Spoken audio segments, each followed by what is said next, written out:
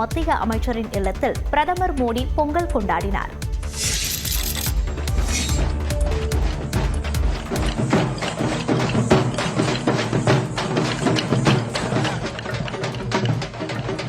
டெல்லியில் பொங்கல் விழா கொண்டாட்டத்தில் பிரதமர் நரேந்திர மோடி பங்கேற்ற காட்சிகள் தான் இவை. டெல்லியில் நிலக்கரி மற்றும் சுரங்கங்கள் துறை அமைச்சர் கிஷன் ரெட்டி இல்லத்தில் சூரிய திருநாளான சங்கராந்தி விழா நடைபெற்றது. பாரம்பரிய விழாவில் பங்கேற்க சென்ற பிரதமர் நரேந்திர மோடிக்கு மேளதாளங்கள் முழங்க வரவேற்பு அளிக்கப்பட்டது. பல்வேறு பூஜைகளில் பங்கேற்ற பிரதமர் நாட்டுப்புற கலைஞர்களுக்கு சீர்வரிசை வழங்கினார்.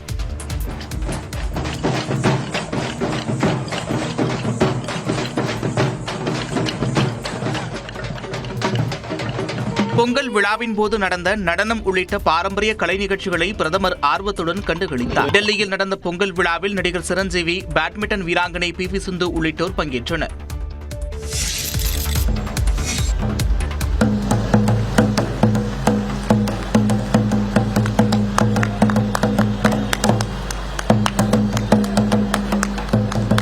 சென்னை சங்கமம் நம்ம ஊர் திருவிழா நிகழ்ச்சியை முதலமைச்சர் மு க ஸ்டாலின் முரசுக்குட்டி தொடங்கி வைத்த காட்சிகள் தான் இவை. பொங்கல் பண்டிகையை ஒட்டி சென்னை சங்கமம் கலை நிகழ்ச்சிகள் ஆண்டுதோறும் நடைபெறுவது வழக்கம். அந்த வகையில் இந்த ஆண்டு விழாவை முதலமைச்சர் மு க ஸ்டாலின் தொடங்கி வைத்தார். இந்த விழாவில் தமிழ்நாட்டின் புகழ்பெற்ற 250 கலைஞர்களின் மாபெரும் இசை நடன நிகழ்ச்சிகள் நடைபெற்றன.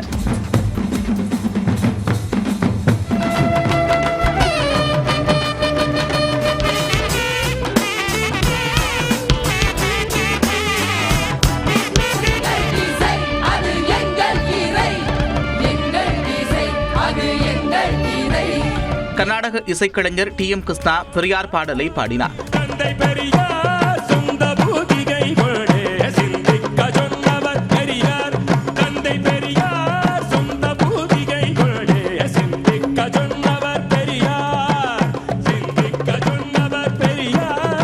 தொடர்ந்து டி.எம். கிருஷ்ணாவுக்கு பெரியார் சிலையை வழங்கி முதலமைச்சர் பாராட்டு தெரிவித்தார். பெசன்ட் நகர், திருவான்மையூர் கடற்கரை உள்ளிட்ட 18 இடங்களில் 14ஆம் தேதி முதல் 17ஆம் தேதி வரை சென்னை சங்கமம் நிகழ்ச்சி நடைபெறுகிறது. சென்னை சங்கமம் நிகழ்ச்சியில் ஏஐ தொழில்நுட்பம் மூலம் முன்னாள் முதலமைச்சர் கருணாநிதி பேசுவது போன்று உருவாக்கப்பட்ட வீடியோ வெளியிடப்பட்டது. சென்னை சங்கமம் நிகழ்ச்சியில் ஞாயிறு போற்றுதும் என்ற பாடலை கலைஞர் கருணாநிதி கூறிய பிறகு முதல் பாடல் ஒலிக்கப்பட்டது. தமிழர் ஞாயிறு போற்றியே கூடினர், தமிழர் ஞாயிறு போற்றியே ஆடினர். தொடர்ந்து சென்னை சங்கமம் நிகழ்ச்சியை முன்னாள் முதலமைச்சர் கருணாநிதி வாழ்த்துவது போல ஏஐ வீடியோவில் இடம்பெற்றிருந்தது. தேனொரு துளி என இனிக்கும் சொல்லன்றோ பொங்கல், அத்தேனினை சுவைக்க முக்கடல் சங்கமம் போல் முத்தமிழ் சங்கமத்தில் திளைப்போம்.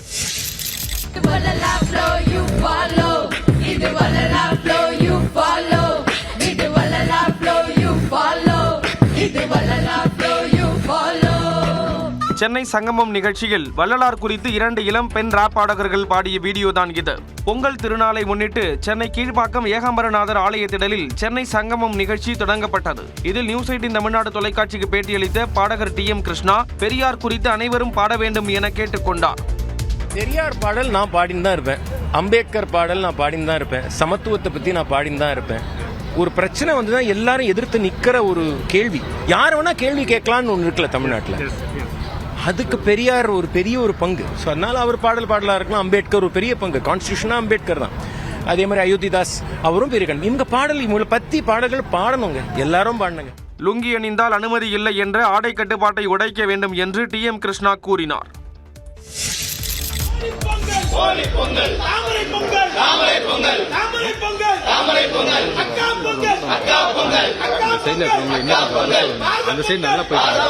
பாஜக மூத்த தலைவர் தமிழிசை சவுந்தரராஜன் சென்னை சாலிகிராமத்தில் உள்ள தனது இல்லத்தில் பொங்கல் வைத்து கொண்டாடிய காட்சிகள் தான் இவை. பொங்கல் கொண்டாட்டத்திற்கு பிறகு செய்தியாளர்களிடம் பேசிய தமிழிசை சவுந்தரராஜன் ஈரோடு கிழக்கு தொகுதி இடைத்தேர்தல் நேர்மையாக நடக்காது என்றார். நீ போருக்கு வரேன், உன் போருக்கு நாங்க தயாராகவே இல்லை. ஏனென்றால் நீ போர் வீரனே அல்ல, நீ நேர்மையான போர் வீரனே அல்ல, நீ முதுகுல குத்துறவன். பெரியார் குறித்த சீமானின் சர்ச்சை பேச்சுக்கு ஈரோடு கிழக்கு தொகுதி இடைத்தேர்தலில் பதில் கிடைக்கும் என்றார். ஈரோட்டு சிங்கம் தந்தை பெரியார், ஈரோட்டில் இடைத்தேர்தல் வருது, அங்க போயிட்டு இவர் ஈரோட விமர்சனம் பண்ணிட்டு எப்படி போய் வாக்கு கேட்க முடியும்? அதை வர எதிர்வினை எல்லாம் அவர் ஃபேஸ் பண்ணி தான் ஆகும்.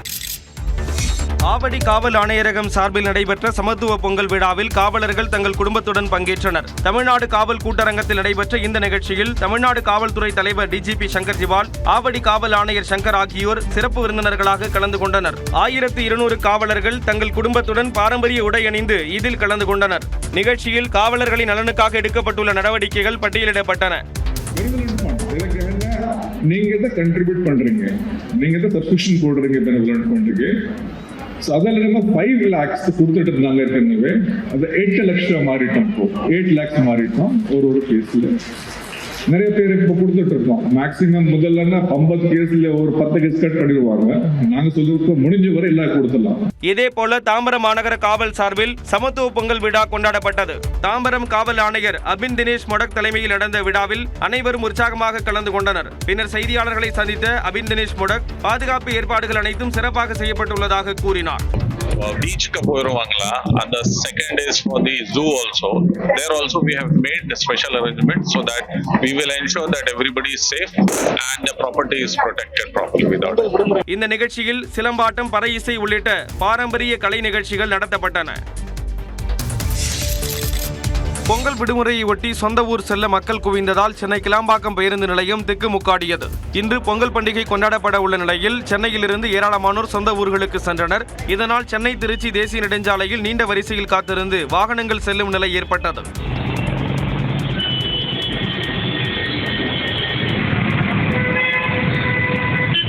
மேலும் கிளாம்பாக்கம் பேருந்து நிலையம் செல்வதற்காக சாறை சாறையாக மக்கள் திரண்டதால் கடும் போக்குவரத்து நெரிசல் ஏற்பட்டது. முன்பதிவு இல்லாத பேருந்துகளில் இடம் பிடிக்க மக்கள் முண்டியடித்துக் கொண்டனர். இதனிடையே சென்னை புறநகர் பகுதிகளான பெருங்களத்தூர், வண்டலூர், ஊரப்பாக்கத்திலும் கடும் போக்குவரத்து நெரிசல் காரணமாக வாகனங்கள் ஊர்ந்து சென்றன. பொங்கல் பண்டிகையை முன்னிட்டு கடந்த 2 நாட்களில் சென்னையிலிருந்து 13,830 பேருந்துகள் இயக்கப்பட்டு 7,60,000 பேர் சொந்த ஊர்களுக்கு சென்றதாக அமைச்சர் சிவசங்கர் தெரிவித்தார். கிளாம்பாக்கம் பேருந்து நிலையத்தில் திடீர் ஆய்வு நடத்திய அமைச்சர் சிவசங்கர் சிறப்பு பேருந்துகள் இயக்கம் மற்றும் பயணிகளின் வசதிக்காக மேற்கொண்ட நடவடிக்கைகள் குறித்து அதிகாரிகளிடம் கேட்டறிந்தார். தொடர்ந்து செய்தியாளர்களை சந்தித்த அவர் கடந்த ஆண்டை விட இந்த ஆண்டு கூடுதலாக 1,00,000 பேர் பொங்கல் பண்டிகை கொண்டாட சொந்த ஊர்களுக்கு சென்றதாக கூறினார். சென்னையில் பொங்கல் முடிந்து சென்னைக்கு மீண்டும் வருவதற்கான அந்த ஏற்பாடுகளும் மிக சிறப்பான முறையில் திட்டமிடப்பட்டிருக்கிறது. அதில் தினசரி இயங்கக்கூடிய 2092 பேருந்துகளுடன் 5290 சிறப்பு பேருந்துகள் இயக்கப்பட இருக்கிறது. தீபாவளி பண்டிகைக்கு செய்தது போல் தற்போதும் தனியார் பேருந்துகளை ஒப்பந்த அடிப்படையில் இயக்குவதால் சென்னை மாநகர பேருந்துகள் வழக்கம் போல் இயங்கும் என்று அவர் தெரிவித்தார். அவனியாபுரத்தில் இன்னும் சற்று நேரத்தில் அனல் பறக்கும் ஜல்லிக்கட்டு தொடங்க உள்ளது. புகழ்பெற்ற மதுரை அவனியாபுரம் ஜல்லிக்கட்டு இன்று காலை 7 மணிக்கு மேல் தொடங்குகிறது. வாடிவாசல், பார்வையாளர்கள் அமரும் இடங்கள், காளைகள் வந்து செல்வதற்கான தடுப்புகள் என போட்டிக்கான ஏற்பாடுகள் அனைத்தும் நிறைவடைந்த நிலையில் சீறி பாய்வதற்கு காளைகளும் அதனை அடக்குவதற்கு காளையர்களும் தயாராக உள்ளனர். காலை 7 மணிக்கு மேல் மாவட்ட ஆட்சியர் தலைமையில் உறுதிமொழியுடன் ஜல்லிக்கட்டு போட்டி தொடங்குகிறது. முன்னதாக போட்டிக்கான ஏற்பாடுகளை அமைச்சர் மூர்த்தி மற்றும் மதுரை மாவட்ட ஆட்சியர் சங்கீதா ஆகியோர் ஆய்வு செய்தனர். ஆணையின்படி அப்படி பண்ணிட்டு இருக்கிறோம் நம்ம. அதனால அதுக்கு என்னென்ன கைட்லைன்ஸ் கொடுத்திருந்தாங்களோ அனைத்தையுமே நம்ம கடைபிடித்து சிறப்பான முறையில் பண்றோம். அவனியாபுரம் ஜல்லிக்கட்டில் 1110 காளைகள் அவிழ்த்து விடப்பட உள்ள நிலையில் 900 வீரர்கள் களம் காண உள்ளனர். சிறந்த மாடுபிடி வீரருக்கு முதல் பரிசாக நிசான் கார் வழங்கப்பட உள்ளது. அதேபோன்று சிறந்த காளையின் உரிமையாளருக்கு டிராக்டர் பரிசளிக்கப்பட உள்ளது. இதனிடையே ஜல்லிக்கட்டு நடைபெறும் இடத்திற்கு அருகே எழுத்தாளரும் நடிகருமான வேல ராமமூர்த்தியின் வீடு உள்ள நிலையில் அங்கு தடுப்பு வேலி அமைக்கப்பட்டதால் அவரது மனைவி அரிவாளை எடுத்து வந்து தடுப்புகளை வெட்டினார்.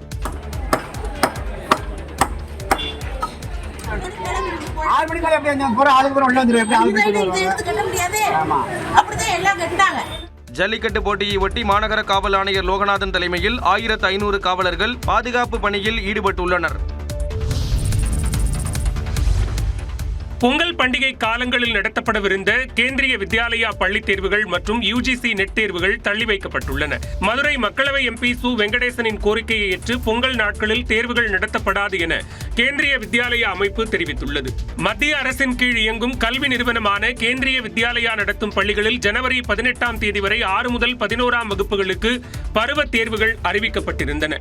பொங்கல் பண்டிகை காலமான இந்த தேதிகளில் தேர்வு நடத்துவதை கைவிட வேண்டும் என்று மதுரை மக்களவை எம்பி சு வெங்கடேசன் வெங்கடேசன் கேந்திரிய வித்யாலயா பள்ளி நிர்வாகத்திற்கு கடிதம் எழுதியிருந்தார். இந்நிலையில் கேந்திரிய வித்யாலயா துணை ஆணையர் சு வெங்கடேசனுக்கு எழுதியுள்ள கடிதத்தில் வரும் 18ஆம் தேதி வரை தேர்வுகளை நடத்த வேண்டாம் என சென்னை மண்டல கேவி பள்ளி முதல்வர்களுக்கு அறிவுறுத்தியிருப்பதாக தெரிவித்துள்ளார். இது தொடர்பாக பெற்றோருக்கும் தகவல் தெரிவிக்கப்பட்டுள்ளதாகவும் கூறியுள்ளார். இதேபோன்று ஜனவரி 15ஆம் தேதி நடைபெறும் என அறிவிக்கப்பட்டிருந்த யுஜிசி நெட் தேர்வும் ஒத்திவைக்கப்படுவதாக தேசிய தேர்வு முகமை அறிவித்துள்ளது. பொங்கல், சங்கராந்தி உள்ளிட்ட பண்டிகைகள் காரணமாக தேர்வு ஒத்திவைக்கப்பட்டிருப்பதாகவும் ஜனவரி 16ஆம் தேதி நடைபெறவிருந்த தேர்வு திட்டமிட்டபடி நடைபெறும் என்றும் தெரிவிக்கப்பட்டுள்ளது. வருகிற 18ஆம் தேதி 100 சார் பதிவாளர் அலுவலகங்களுக்கு விடுமுறை அளித்து தமிழ்நாடு அரசு உத்தரவிட்டுள்ளது. பொங்கல் விடுமுறைக்கு அடுத்து வரும் வெள்ளிக்கிழமையான ஜனவரி 17ஆம் தேதி பொது விடுமுறை அளித்து தமிழ்நாடு அரசு உத்தரவிட்டுள்ளது.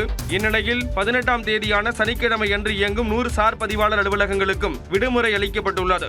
இதேபோல தை மாதத்தின் முதல் வேலை நாளான ஜனவரி 20ஆம் தேதி முகூர்த்த நாளாக இருப்பதால் அன்றைய தினம் கூடுதல் பதிவுகளை மேற்கொள்ள தமிழ்நாடு அரசு அனுமதி அளித்துள்ளது. அதன்படி 100 பதிவுகள் நடைபெறும் அலுவலகங்களில் 150 பதிவுகள் மேற்கொள்ளவும் 200 பதிவுகள் மேற்கொள்ளப்படும் அலுவலகங்களில் கூடுதலாக 100 பதிவுகள் செய்ய அனுமதி அளிக்கப்பட்டுள்ளது.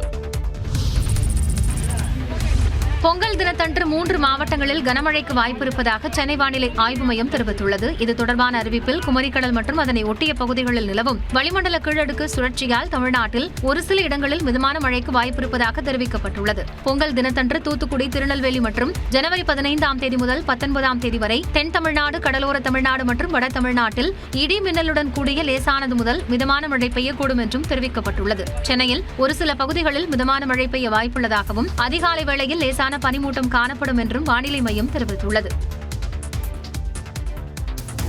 புதுச்சேரியில் மேலும் ஒரு பச்சிளம் குழந்தை HMP வைரஸால் பாதிக்கப்பட்டுள்ளது. புதுச்சேரியில் ஏற்கனவே 2 சிறுமிகள் HMPV-யால் பாதிக்கப்பட்ட நிலையில் மேலும் 1 வயது குழந்தைக்கும் வைரஸ் தொற்று இருப்பது உறுதி செய்யப்பட்டது. புதுச்சேரியில் உள்ள தனியார் மருத்துவமனையில் 5 வயது சிறுமி HMP வைரஸால் பாதிக்கப்பட்டு சிகிச்சை பெற்று நலமுடன் வீடு திரும்பினார். இதனைத் தொடர்ந்து காய்ச்சல் காரணமாக அனுமதிக்கப்பட்ட மேலும் ஒரு 5 வயது சிறுமிக்கும் HMP வைரஸ் பாதிப்பு இருப்பது உறுதியானது.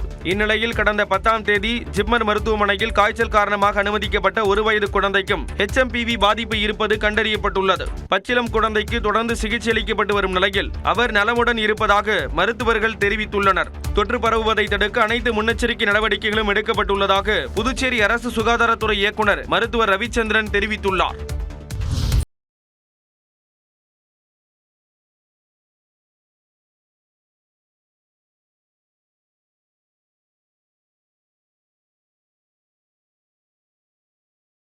சபரிமலை ஐயப்பன் கோயிலில் இன்று மகரவிளக்கு பூஜையை ஒட்டி ஏராளமான பக்தர்கள் குவிந்ததால் பல்வேறு கட்டுப்பாடுகள் விதிக்கப்பட்டுள்ளன. சபரிமலை ஐயப்பன் கோயிலில் கடந்த நவம்பர் 16ஆம் தேதி தொடங்கிய மண்டல மற்றும் மகரவிளக்கு பூஜை இறுதி கட்டத்தை எட்டியுள்ளது. பக்தர்கள் பரவசத்துடன் காத்திருக்கும் மகரவிளக்கு பூஜையும் மகர ஜோதி தரிசனமும் இன்று நடைபெறுகிறது. இந்நிலையில் ஆயிரக்கணக்கான பக்தர்கள் சபரிமலையில் குவிந்துள்ளதால் கூட்ட நெரிசலை தவிர்க்க பல்வேறு கட்டுப்பாடுகள் விதிக்கப்பட்டுள்ளன. அதன்படி இன்று காலை 10 மணி வரை மட்டுமே நிலக்கலில் இருந்து பம்பைக்கு வாகனங்கள் அனுமதிக்கப்படும். இதேபோன்று மதியம் 12 மணி வரை மட்டுமே பம்பையில் இருந்து சன்னிதானத்திற்கு செல்ல பக்தர்கள் அனுமதிக்கப்படுவார்கள். இந்நிலையில் மகர ஜோதி தரிசனம் முடிந்து ஊர் திரும்பும் பக்தர்கள் சத்திரத்தில் இருந்து புல்மேடு வழியாகவும் கேரள வனப்பகுதியை ஒட்டிய மலைப்பாதைகளையும் பயன்படுத்துவதை தவிர்க்குமாறு தேனி மாவட்ட ஆட்சியர் சஜீவனா வேண்டுகோள் விடுத்துள்ளார்.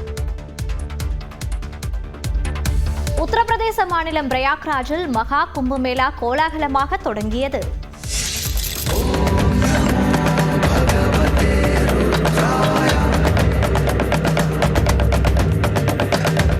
மகா கும்பமேளாவின் முதல் நாளில் 1.5 கோடி மக்கள் திரிவேணி சங்கமத்தில் புனித நீராடியதாக உத்தரப்பிரதேச முதலமைச்சர் யோகி ஆதித்யநாத் அறிவித்துள்ளார்.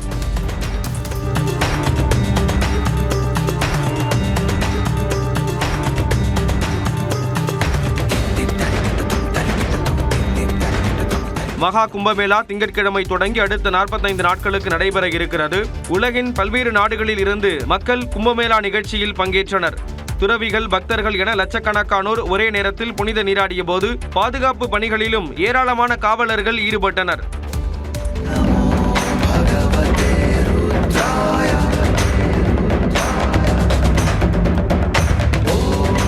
அடிப்படை தேவைகளான குடிநீர், கழிப்பறைகள், தங்கும் கூடாரங்களும் அதிக அளவில் அமைக்கப்பட்டுள்ளன.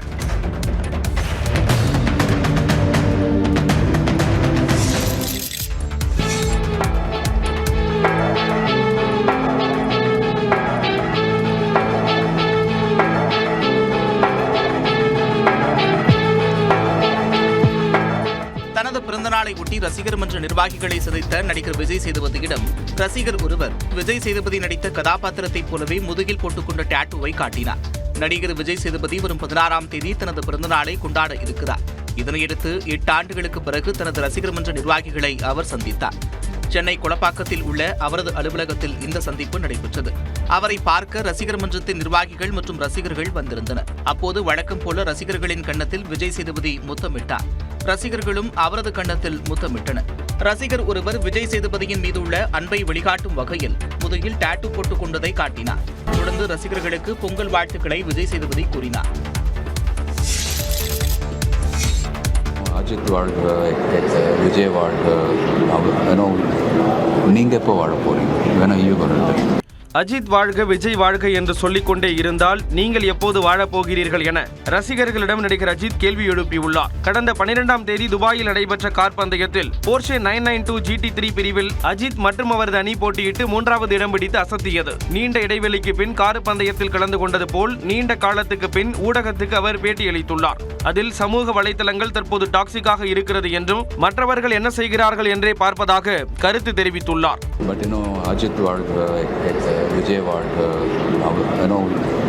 நீங்க எப்போ வாழ போறீங்க? வேணா grateful to the love that you have all given me, but please look after your life. I love that. I'd be a very happy man when I get to know that my fans are also doing very well in life. Again, life is very short. Our great grandchildren are not going to remember us. So just keep this in mind. Live for the day. இரு நடிகர்களின் ரசிகர்களுக்குமான அறிவுரையாக இது அமைந்தாலும் பல ஆண்டுகளாக திரைத்துறையில் தனது போட்டியாளராகவும் தற்போது அரசியலில் களம் கண்டுள்ள விஜயையும் அஜித் குறிப்பிட்டிருப்பது விவாதத்தை ஏற்படுத்தியுள்ளது.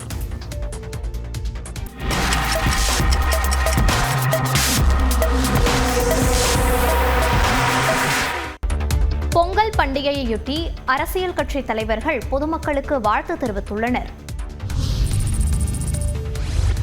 பொங்கல் திருநாளை ஒட்டி உலக தமிழர் அனைவருக்கும் முதலமைச்சர் மு.க.ஸ்டாலின் வாழ்த்து தெரிவித்துள்ளார். இதுகுறித்து அவர் விடுத்துள்ள செய்தியில், உழவு தொழில் போற்றதும் உழவரை போற்றதும் என்ற அடிப்படையில் உழவர்களின் வளர்ச்சிக்கும் திமுக அரசு தொடர்ந்து துணை நிற்கும் என்று கூறியுள்ளார். கருத்தியல் மற்றும் தேர்தல் களங்களில் தொடர் வெற்றிகளுடன் எதிரிகளின் கனவுகளை தவிடுபொடியாக்கி வருவதாகவும் உள்ளமெங்கும் இல்லமெங்கும் மகிழ்ச்சி பொங்கட்டும் தங்கட்டும் என்றும் பொங்கல் வாழ்த்து தெரிவித்துள்ளார்.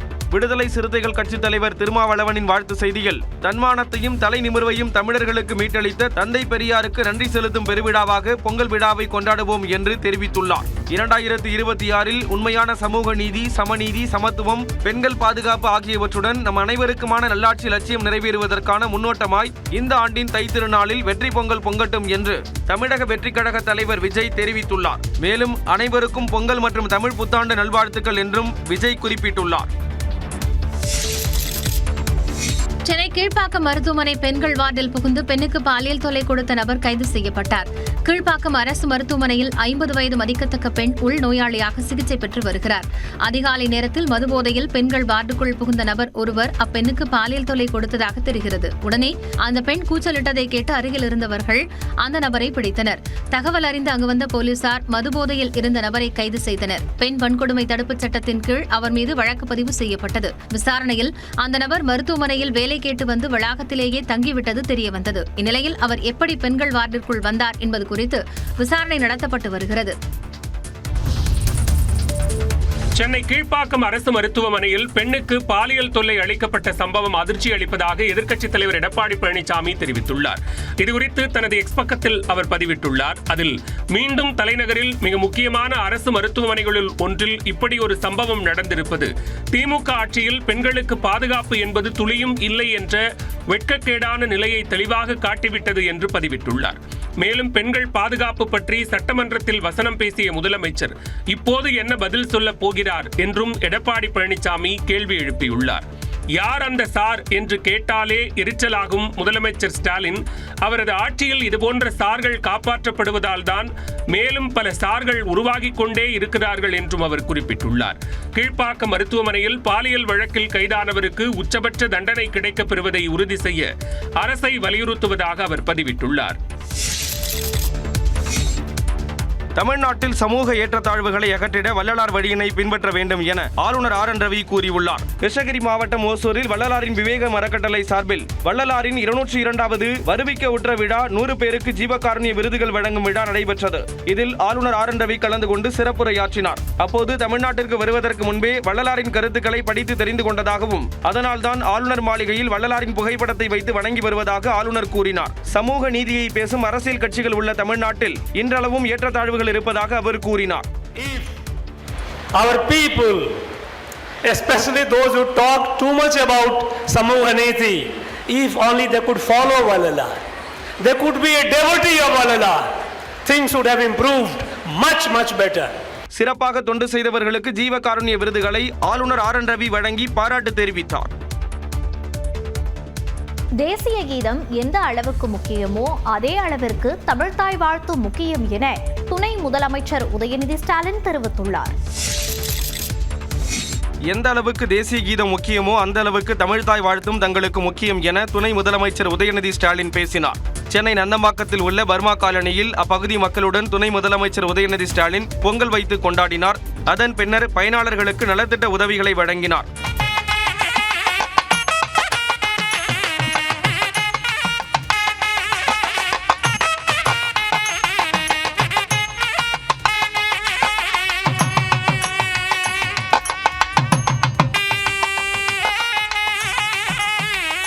தொடர்ந்து உரையாற்றிய உதயநிதி ஸ்டாலின் தமிழ்தாய் வாழ்த்து பாடக்கூடாது என்று சொல்வதற்கு ஆளுநர் ஆர் என் ரவி யார் என்று கேள்வி எழுப்பினார். அனைத்து அரசு நிகழ்ச்சியிலும் முடிந்ததும் நாங்கள் தேசிய கீதம் பாடுவோம்.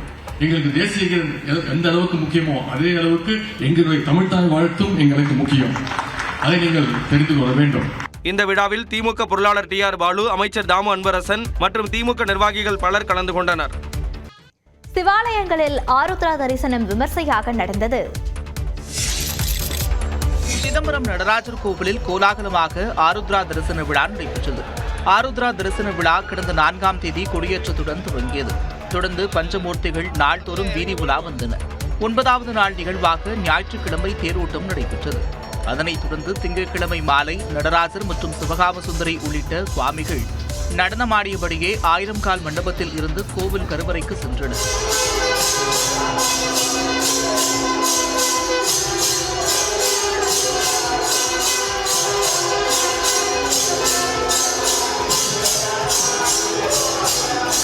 அருமையா பார்த்தோம். பக்கத்துல நல்லா சாமியை பார்த்தோம். திருவடி கூட நல்லபடியா தரிசனம் பண்ணோம். பஞ்சமூர்த்திகள் நல்லா தரிசனம் பண்ணாங்க. ரொம்ப சந்தோஷமா இருந்தது. கோயிலை விட்டு வெளியில போக மனசு வரல எங்களுக்கு.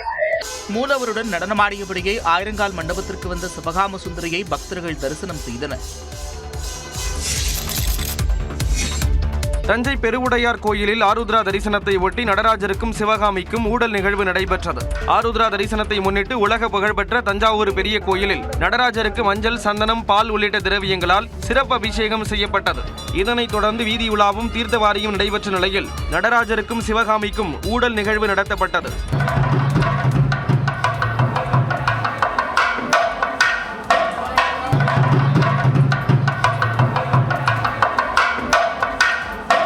பின்னர் மும்மாரி மழை பெய்து விவசாயம் செழிக்க வேண்டும் என வேண்டி நெல்மணிகள் தூவப்பட்டன.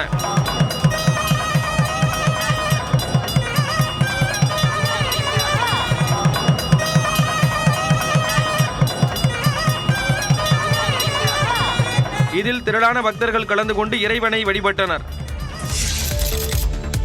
கோவையில் தனியார் கல்லூரியில் மாணவ மாணவிகள் ஆட்டம் பாட்டத்துடன் பொங்கல் விழாவை கோலாகலமாக கொண்டாடினர்.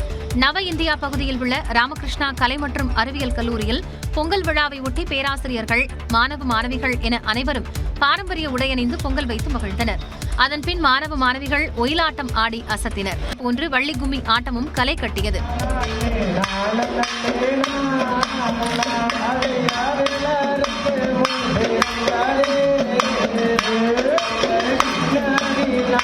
பொங்கல் செலிப்ரேஷன் ஃபர்ஸ்ட் டைம் நான் ஃபர்ஸ்ட் இயர் ரொம்ப சந்தோஷமா கொண்டாடுறேன்.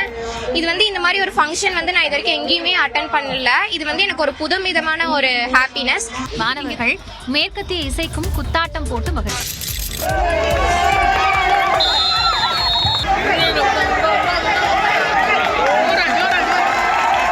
பெரம்பலூர் மாவட்ட ஆட்சியர் அலுவலகத்தில் நடந்த சமத்துவ பொங்கல் நிகழ்ச்சியின் காட்சி இது. மக்களுடன் இணைந்து லெமன் வித் ஸ்பூன் விளையாட்டில் பங்கேற்ற மாவட்ட ஆட்சியர் கிரேஸ் மச்சாவ் 2ஆம் பரிசு வென்றார். இசை நாற்காலி, கயிறிழுத்தல் உள்ளிட்ட விளையாட்டுகளும் களை கட்டின.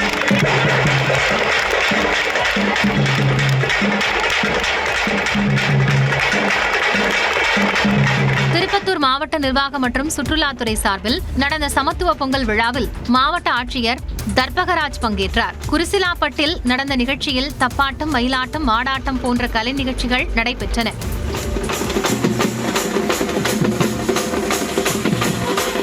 ஒசூரில் தமிழ்நாடு ஹோட்டல் வளாகத்தில் நடந்த பொங்கல் விழாவில் மாவட்ட ஆட்சியர் சரையு பங்கேற்றார். மயிலாட்டம், கரகாட்டம் மற்றும் பம்பை உள்ளிட்ட இசைக்கருவிகளும் இசைக்கப்பட்டன. நிகழ்ச்சியில் பங்கேற்ற ஆட்சியர் மக்களுக்கு பொங்கல் வாழ்த்து தெரிவித்தார்.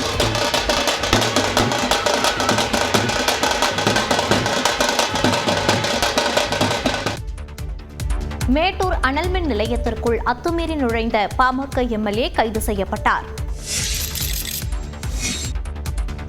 மேட்டூர் அனல்மின் நிலையத்திற்குள் ஆதரவாளர்களுடன் அத்துமீறி நுழைந்த எம்எல்ஏ சதாசிவத்தை காவல்துறையினர் அதிரடியாக கைது செய்தனர். அனல்மின் நிலையத்தின் முதல் பிரிவில் 840 மெகாவாட் மின்சாரமும் 2வது அலகில் 600 மெகாவாட் மின்சாரமும் உற்பத்தி செய்யப்படுகின்றன. இதில் முதல் பிரிவில் இருந்து அதிக அளவில் சாம்பல் புகை வெளியேறி சுற்றுவட்டார கிராமப்பகுதி மக்களுக்கு பெரிதும் பாதிப்பை ஏற்படுத்துவதாக கூறப்படுகிறது. இதனை கண்டித்து பாமக எம்எல்ஏ சதாசிவம் அனல்மின் நுழைவாயில் முன்பாக தன்னுடைய ஆதரவாளர்களுடன் முற்றுகை போராட்டத்தில் ஈடுபட்டார்.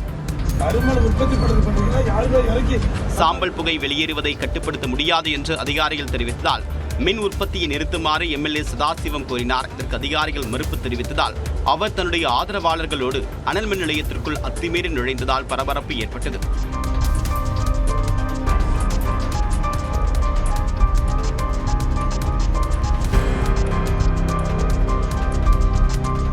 நிலையில் தகவல் அறிந்து வந்த காவல்துறையினர் எம்எல்ஏ சதாசிவத்தையும் அவருடைய ஆதரவாளர்களையும் கைது செய்து அழைத்து சென்றனர். கர்நாடக மாநிலம் பந்திப்பூர் வனப்பகுதியில் குட்டி யானையை வேட்டையாட முயன்ற புலியை தாய் யானை விரட்டியடித்தது.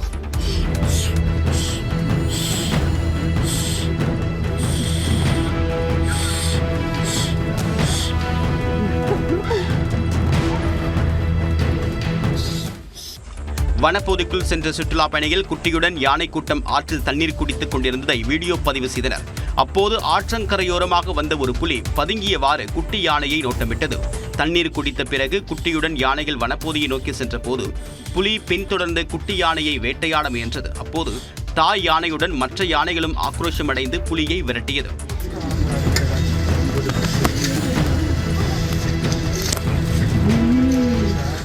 யானை கூட்டத்திடமிருந்து புலி தப்பி ஓடியதை சுற்றுலா பயணிகள் வீடியோ பதிவு செய்துள்ளனர்.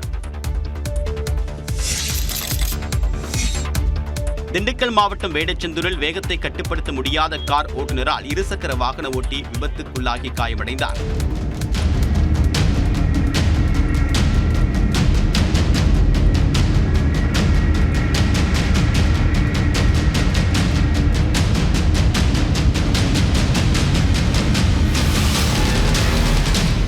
காரை ஓட்டிய ராமச்சந்திரன் என்பவரை பொதுமக்கள் சிலர் தாக்கியதால் பரபரப்பு ஏற்பட்டது.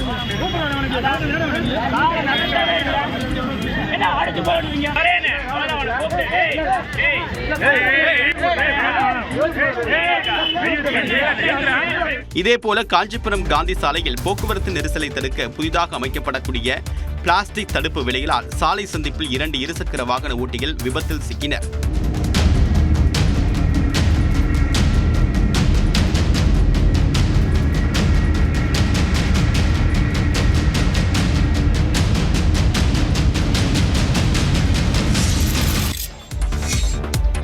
கடலூரில் விசாரணை கைதியின் இறப்பில் சந்தேகம் இருப்பதாக கூறி உறவினர்கள் சாலை மறியல் போராட்டத்தில் ஈடுபட்டதால் பரபரப்பு ஏற்பட்டது.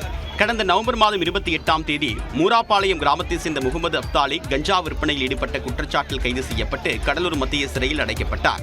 கடந்த 9ஆம் தேதி இவருக்கு உடல்நலம் குறைவு ஏற்பட்டதை அடுத்து கடலூர் அரசு மருத்துவமனையில் சிகிச்சைக்காக அனுமதிக்கப்பட்ட நிலையில் கடந்த 11ஆம் தேதி சிகிச்சை பலனின்றி உயிரிழந்தார்.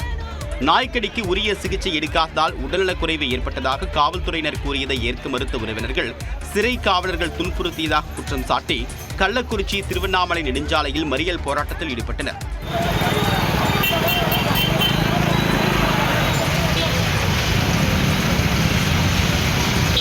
இதனால் அரை மணி நேரத்திற்கு மேலாக போக்குவரத்து பாதிக்கப்பட்டது. பேச்சுவார்த்தை நடத்திய காவல்துறையினர் உரிய விசாரணை மேற்கொள்ள அவகாசம் கோரி சமாதானப்படுத்தியதை அடுத்து அவர்கள் உடலை பெற்றுக்கொண்டு கலைந்து சென்றனர்.